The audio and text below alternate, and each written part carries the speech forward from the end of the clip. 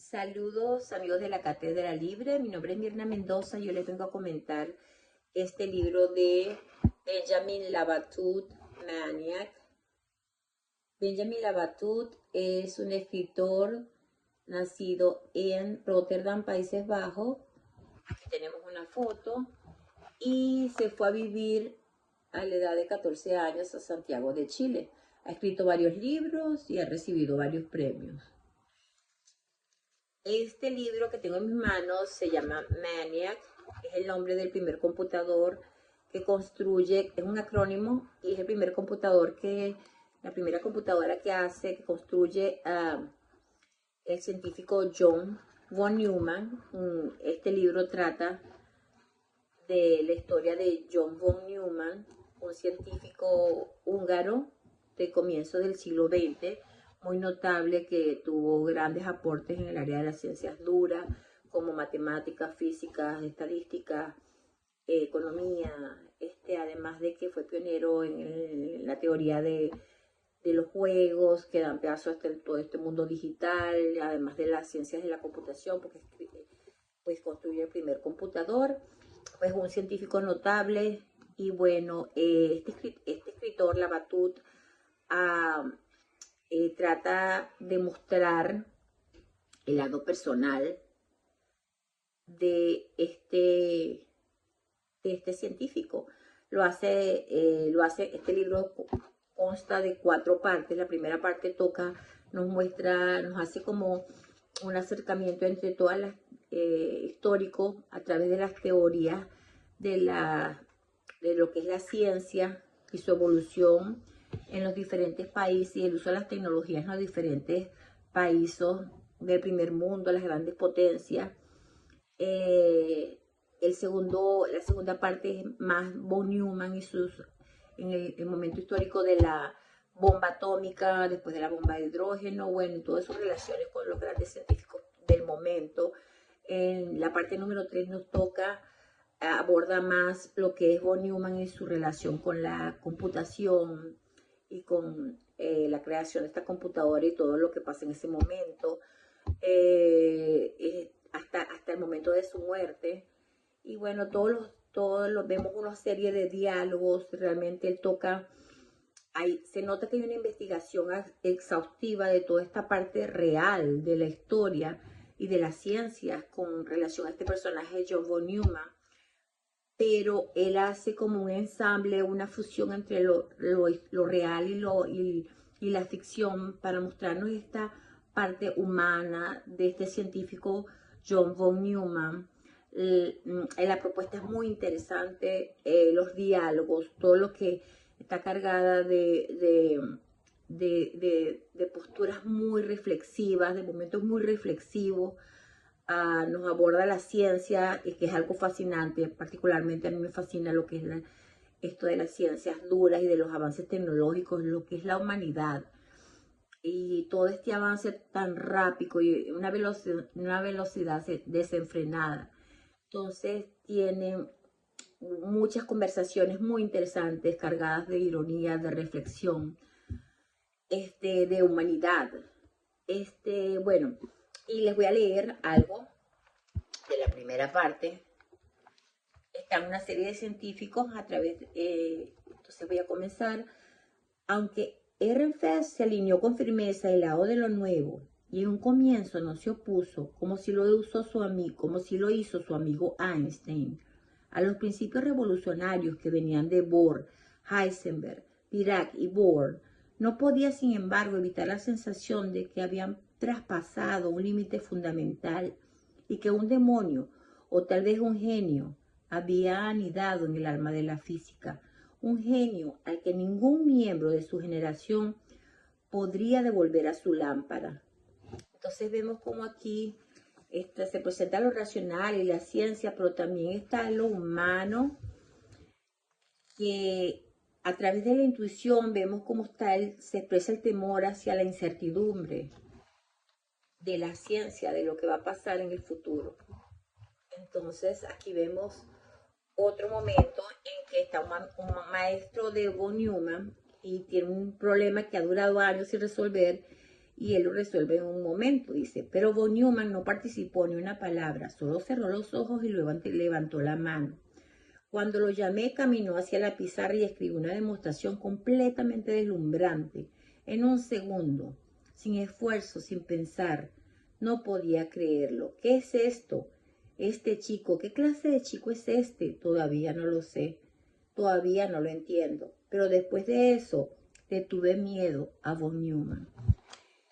Y bueno, después se presenta el capítulo final, que es el de la inteligencia artificial, que es una competencia entre la inteligencia artificial a través de un juego como el ajedrez que se llama Go, que es un juego asiático, y que bueno, compite el mejor de Asia, de Corea del Sur, y la computadora. Y para eso los invito a que vean YouTube, este video, AlphaGo, que es gratuito y pueden entender todo lo que pasó. Muy feliz día en Gripados Terrícolas. Y digo así porque yo sé que si compartimos estar en la tierra toditos, en estos meses, en estos días tenemos gripe. Es lo más común. En esta oportunidad quisiera recomendar este libro que se llama Memorias del Subsuelo. Quisiera recomendarlo doblemente. Primero como un hecho editorial, porque esta colección que hizo El Perro y la Rana, que la hizo cuando estaba empezando las librerías del sur, tenían una muy buena intención, que es llegar a un público, hacer llegar a un público amplio las obras clásicas de la literatura universal que se podían rescatar, que podían ser fáciles de leer por la juventud. Por ejemplo, esta Memorias del Subsuelo de Dostoyevsky, que es de 1864. Pero también está en esta edición una cosa magnífica, yo no me acuerdo si le he comentado aquí, de Cartas desde la Tierra de Mark Twain. En 2 bolivitas yo me acuerdo que se vendía eso. Eso es ni un tercio de un pasaje, cuando era un pasaje estudiantil. Entonces tenía sus grandes beneficios. El que lo aprovechó supo de una buena época. Ojalá que vuelvan.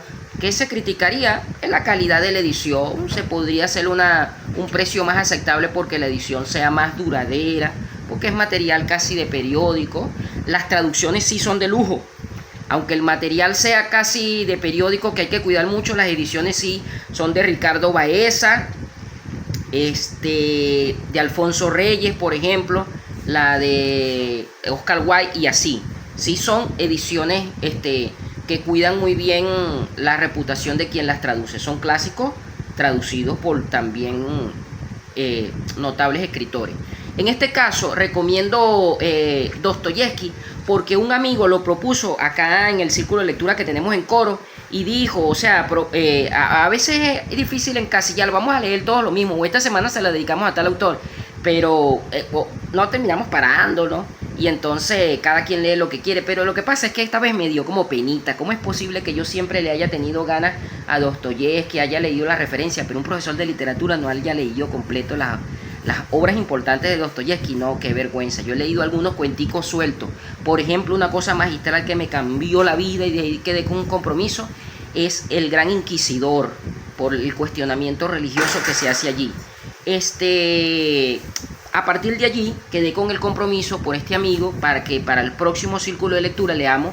Tengo Crimen y Castigo, que me hicieron un maravilloso regalo, una amiga que guardo con mucho cariño. Perdón. Y este libro que se llama Memorias del Subsuelo. Cito un fragmento para ver la delicia de lo que hace la disección de la naturaleza humana que hace Dostoyevsky aquí. ¿Quién fue el primero que dijo que el hombre hace cosas feas solo porque no sabe cuáles son sus verdaderos intereses? Que si alguien lo esclareciera en ese sentido dejaría inmediatamente de actuar como un cerdo y se volvería noble y bondadoso. Al verse esclarecido continúa el argumento y al advertir en qué consiste el verdadero interés y se daría cuenta de que éste tiene su centro en la acción virtuosa y como ya se sabe que un hombre no actúa en forma deliberada contra sus intereses, se seguiría de ello que no tendría más elección que volverse bueno. Pero dice y exclama Dostoyevsky, oh, cuánta inocencia, ¿desde cuándo en estos últimos milenios ha actuado el hombre exclusivamente en su propio interés? Porque en la reflexión que hace Dostoyevsky, esto es como una especie de memoria, ¿verdad?, de su personaje, dice, No, nosotros podemos insistir que el hombre, si llega a la razón, se va a convertir en bueno, en razonable. Estaban los ideales del socialismo, estaban los ideales del racionalismo, del pragmatismo, y se propugnaba de mucho eso, pero él insistía, el hombre tiene algo más dañado en la caja. No se sabe si está en el corazón o en el alma, pero esa caja está podrida, esa caja necesita otros elementos. En algunos el cristianismo, por ejemplo, para reformar al ser humano, la purificación.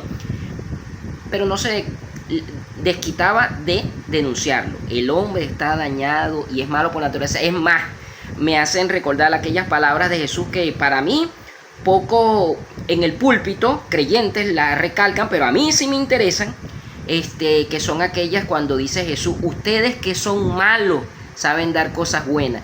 Oye, que Jesús que Dios, y si te lo encuentras por fin en la tierra en una personificación, que en eso creen supuestamente los cristianos, te diga así de frente, chicos, ustedes son malos. Esa cosa para mí, que la diga Jesús, tiene más valor, pero que la diga Dostoyevsky, bueno, ya es el bisturí de la literatura aplicado aquí, pues. Entonces yo lo recomendaría con los ojos cerrados, Memorias de un hombre de su suelo, de las obras de estas que se pueden conseguir de Dostoyevsky, y luego entraremos con otras, porque Dostoyevsky se ve que es un maestro infinito. Muchas gracias. Hola a todos. Hoy les quería comentar 2 libros. Uno es de Jiddu Krishnamurti y se llama El Camino de la Liberación. Es del 64 y dice cosas así: estar en comunión con alguien o con algo requiere espacio y silencio. Su cuerpo, nervios, mente, corazón, todo su ser ha de estar calmado, totalmente quieto.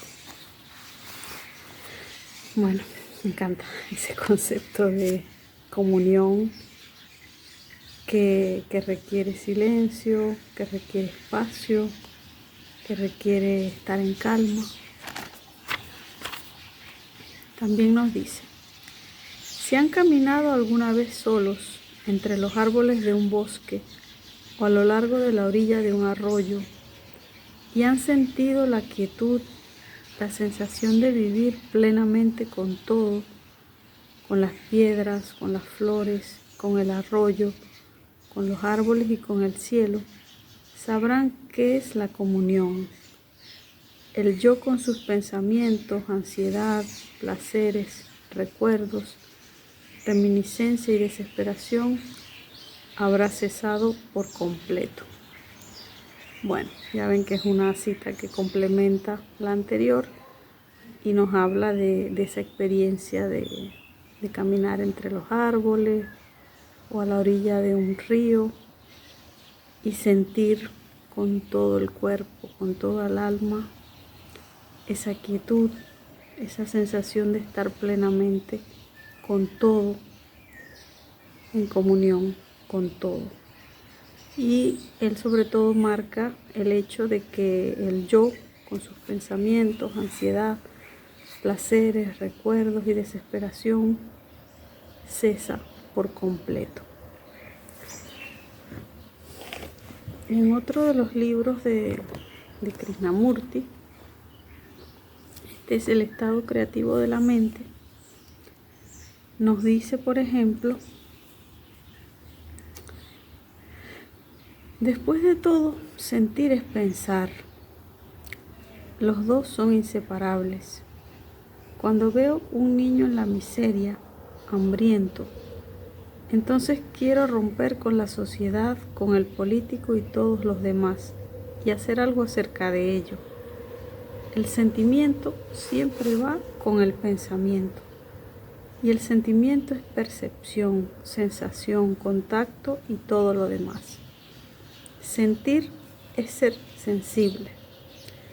Y cuando más sensibles sois, más sentís las heridas. Empezáis pues a construir una defensa, una protección. Todo esto es una forma de deseo. Dejar de ser sensible es evidentemente volverse íntimamente paralítico, morir. Tal vez estemos paralizados la mayoría de nosotros. Eso es lo que nos acaece por nuestra educación, por las relaciones y los contactos sociales, por los conocimientos. Cosas todas que nos embotan, nos vuelven estúpidos, insensibles, y viviendo en una tumba tratamos de sentir. Bueno, me encanta. Me encanta todo esto que él explica y que es tan real, que es tan verdadero, como sentir y pensar son inseparables y como el ser sensibles nos hace sentir más las heridas y buscar protección, construir una defensa, y eso paradójicamente nos vuelve de alguna manera paralíticos y bueno, así es como vivimos la mayoría. Como él dice, viviendo en una tumba tratamos de sentir. Hola, ¿cómo están? Bueno, vengo a compartirles un fragmento de la novela que acabé de terminar, que se llama Historia de la violencia. Es de un escritor francés muy joven, se llama Edouard Louis, que en la última década ha tenido mucho éxito, ha sido muy traducido, y aquí en Brasil causó una especie de furor. Esta novela es corta y es muy interesante en muchos sentidos, pero en el sentido narrativo, bueno, está escrita con la voz del protagonista y de su hermana, un poco indistinguibles. Pero bueno, uno al final los distingue, pero es un juego de narración bien interesante. Esto es un fragmento del comienzo, dice así. Crucé la calle bajo la lluvia para llevar a lavar las sábanas a 90 grados en la lavandería. Ahí abajo, a menos de 50 metros de la puerta de mi vivienda, con la espalda curvada por la bolsa de ropa, demasiado voluminosa, demasiado pesada, y las piernas que flaqueaban bajo su peso. Aún no era completamente de día, la calle estaba vacía, estaba solo y caminaba a trompicones. No tenía que dar más que unos pocos pasos y sin embargo la prisa me hacía llevar la cuenta. Medio centenar de pasos más, vamos, una veintena de pasos más y habrás llegado. Me apresuraba, también pensaba, impaciente ante el futuro que de alguna manera ubicaría, reduciría aquella escena al pasado. En una semana te dirás, hace ya una semana que ocurrió. Vamos, y en un año te dirás, hace un año que ocurrió. La lluvia helada, no un chaparrón, sino una lluvia muy fina, minúscula y desagradable, empapaba la tela de mis zapatos y el agua se filtraba hasta las plantillas y el tejido de los calcetines. Tenía frío y pensaba, él podría regresar, él va a volver. Ahora estoy condenado a errar. Él te ha condenado a errar. Bueno, un poco de spoiler. El libro se trata de una violación y de un intento de homicidio y de cómo la violencia, una vez que empieza su ciclo, es muy difícil que no se lleve por delante a violentos y violentados. A mí me gustó mucho porque el modo en el que construye sus personajes es un modo muy honesto con la condición humana, pues construye unos personajes que no se podrían decir que son completamente malvados, completamente buenos, de ninguno se podría decir eso.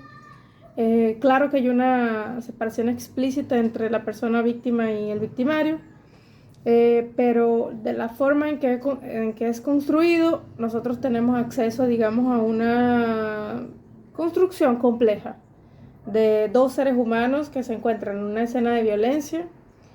Uno desaparece de la novela, el violentador, el violento, por decirlo de alguna forma, y el otro es quien narra la historia, ¿no? Y este otro narra la historia desde minutos después de que pasara la violencia y después los sucesos que le siguieron, ¿no? De cómo eso se va repitiendo de una forma entre violenta y abrupta y de una forma un poco más diluida en su historia. Viene como en oleadas ¿no? Ese recuerdo, ese momento y cómo él fue procesándolo junto a las personas que lo rodeaban, que lo querían proteger, pero que, bueno, torpemente lo protegían, ¿no? Entonces, a mí me gustó mucho, realmente es un escritor que yo no sé mucho de literatura francesa, pero me parece que en la historia de la literatura francesa contemporánea viene a marcar un momento importante, ¿no? Entonces, bueno, recomiendo su lectura. Edouard Louis, Historia de la Violencia. Chaito. Hola amigos de la cátedra, los saluda Freddy Rodríguez y en esta oportunidad mi lectura o relectura del mes, porque últimamente me está dando por leer libros que ya he leído, es La insoportable levedad del ser de Milan Kundera. Kundera en este clásico nos lleva a una pregunta bastante filosófica y existencial, y es la forma en la que asumimos o empezamos a vivir la vida, ¿no? En el hecho de que en este libro se explora mucho el hecho de que el peso en el ser humano vendría siendo la responsabilidad de asumir ciertas situaciones, ciertas relaciones, ciertos compromisos, y la levedad vendría a ser al vivir sin responsabilidades, sin compromiso, solo siguiendo nuestro instinto y sin importar qué, qué tanto podemos dañar a otras personas con nuestras acciones. Esto es un libro que se basa mucho en las relaciones interpersonales de los personajes, pero que al mismo tiempo es como te ayuda a traer una lupita interna y decir en qué estoy fallando yo como ser humano, porque no solo las relaciones, creo yo, son amorosas o románticas, las relaciones van de todo tipo, entonces es un libro que nos ayuda como a explorar en verdad qué tanta responsabilidad le estamos poniendo, qué tanto compromiso, qué peso le damos nosotros a las relaciones que tenemos, independientemente sean románticas o no. Entonces creo que es un libro que nos ayuda mucho a pensar o nos ayuda a mejorar, a ser mejores ciudadanos o individuos, ¿no? Entonces creo que es un clásico que si no lo han leído, que yo creo que sí ya lo han leído todos los chicos de la cátedra, se los recomiendo un montón. Y a la persona que no esté en la cátedra, que esté viendo el video, también se lo recomiendo porque es muy bueno, la verdad. Hola amigos de la cátedra, bueno, espero que se encuentren muy bien todos. Yo por acá muy feliz de estar una vez más compartiendo con ustedes en este espacio. Esta vez les traigo una novela que he estado leyendo estos últimos días. Aún no la termino, pero la verdad que me ha parecido genial. Es una obra que, bueno, hasta donde tengo entendido, utilizan acá en Chile dentro del programa escolar, y sospecho que quizás esto que estoy leyendo no es, digamos, la versión íntegra, sino una adaptación precisamente para estos fines. Pero bueno, está igual buenísima y no tiene desperdicio. Se llama Hijo de Ladrón y es de Manuel Rojas, un autor que curiosamente nació en Argentina, es argentino, pero como que se desarrolló su escritura y elaboró sus obras acá en Chile, y bueno, es considerado también un autor chileno. Bueno, esta novela de verdad que tiene un corte bastante político y está desarrollada también en un ambiente en el que, por todas las características que se describen, parece como una época en la que se está construyendo o en la que se está planteando un proyecto de país. De ahí que viene como todo ese tema también político, ¿no? Del discurso de la novela. Me hace recordar mucho a ciertos escritores nuestros, escritores que de pronto están insertos dentro de lo que era el criollismo, el costumbrismo. Tiene como esos detalles en cuanto a las restricciones del ambiente, de lo que los personajes están viviendo. Y bueno, el protagonista, que se llama Aniceto Evia, también tiene como una manera muy particular de discurrir en sus pensamientos, entre lo que va pensando y lo que va ocurriendo en su entorno, ¿ok? Bien, les voy a compartir un fragmento que me pareció muy lindo, genial. Así que les leo. Imagínate que tienes una herida en alguna parte de tu cuerpo, en alguna parte que no puedes ubicar exactamente y que no puedes tampoco ver ni tocar. Y supón que esa herida te duele y amenaza a abrirse o se abre cuando te olvidas de ella y haces lo que no debes, inclinarte, correr, luchar o reír. Apenas lo intentas, la herida surge, su recuerdo primero, su dolor enseguida. Aquí estoy, anda despacio. No te quedan más que dos caminos, o renunciar a vivir así, haciendo a propósito lo que no debes, o vivir así, evitando hacer lo que no debes. Si eliges el primer camino, si saltas, gritas, ríes, corres o luchas, todo terminará pronto. La herida, al hacerse más grande de lo que puedes soportar, te convertirá en algo que solo necesitará ser sepultado y que aún podría pasarse sin ese requisito. Si esto ocurre, querrá decir que tenías un enorme deseo de vivir y que, exasperado por la imposibilidad de hacerlo como querías, preferiste terminar. Y esto no significará de ningún modo heroísmo. Significará que tenías una herida, que ella pudo más que tú y que le cediste el sitio. Si eliges el segundo camino, continuarás existiendo, nadie sabe por cuánto tiempo. Renunciarás a los movimientos marciales y a las alegrías exageradas y vivirás como un sirviente alrededor de tu herida, cuidando que no sangre, que no se abra, que no se descomponga.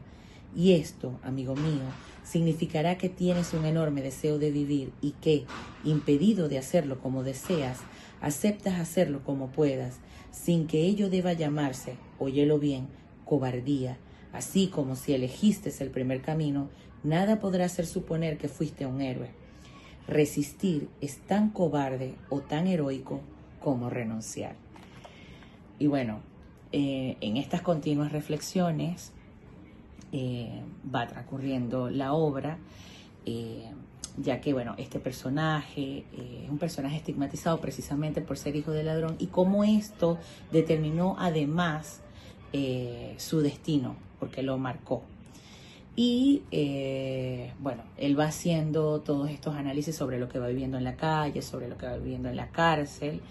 Y bueno, me parece de verdad una obra que es bastante interesante y que, bueno, me ha animado también como a empezar a escudriñar más en autores chilenos que no son tan conocidos. Bueno, espero que les haya gustado y por supuesto también espero que puedan leerla en algún momento. Con esto los dejo por esta oportunidad, por esta vez. Y bueno, esperamos que en la próxima vengan nuevas obras que leer y que comentar.